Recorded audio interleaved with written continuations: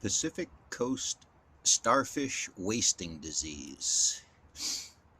This is something that happened while I was out doing radiation surveys about 7 years ago now along the Pacific Coast. And very basically, what I was doing is logging current readings with a Geiger counter across the Oregon and Washington coast. And I built a map up so I've got a reference and I know the meter that I can go back to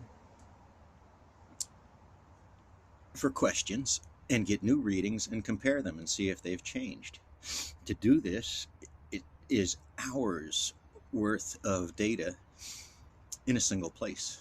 And then you move and you do another hour's worth of data. And then you come back to the place that you were in before and do another hour's worth of data. And then a week later, you come back. So you build up a reference data set for specific locations. Now you have a large data set that you can do averaging on and deviations on and look for the changes compared to other instruments more precise out there in the field. And there are some around. So basically I've got records I can use for comparative analytics, but these instruments are so gross it would take a lot to do anything. In that, while I was out on the coast, the starfish thing came up, and I had noticed a very few of the starfish in Oregon with the same symptoms as was reported up in Washington, up towards Vancouver and BC. So I reported it to the agencies that were researching it as a note, said, here's what I found. I believe it's the same thing. And had a very minor conversation with some of the researchers about what they were looking at, how they were looking. My theory on this is because of the amount of time between the actual disaster and the major releases is the organisms in the ocean that cause the wasting disease became modified from the massive amounts of radiation plumes that are in the ocean, because that's how it works. The dilution is not immediate. It is not, it's just much more subtle. It can take years for these things to settle out and work out, and you can still have a large patch of radiation sitting somewhere in ocean currents. So my theory is that the bug that causes the disease got modified. How would you prove that? You would have to look. You would have to research that bug, not the starfish itself. I doubt very much the starfish are going to show radiation damage.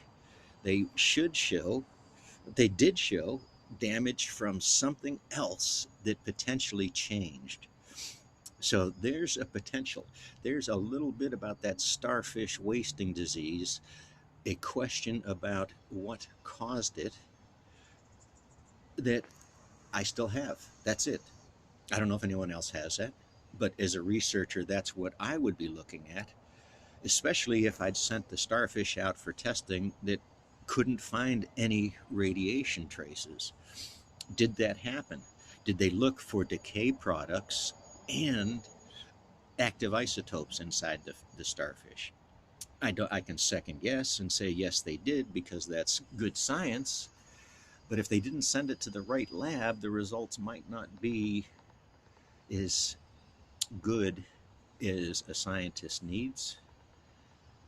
As I said, these things are additive. If you have one isotope and another isotope, you don't look at them singularly. You look at them as a sum of harm potential. So there is my minor take on starfish wasting disease and the cause of it. We know that the first thing that grows inside of a nuclear accident to nuclear waste site is a black mold. It's the first thing that can live in that environment, and it takes advantage of that, and it will thrive there. We know that. It's just how that extra energy is. Somehow that mold has learned to live with it. It has mutated.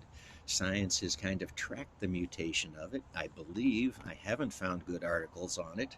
Would like to. curiosity and that dead cat thing. Don't think too much. It hurts.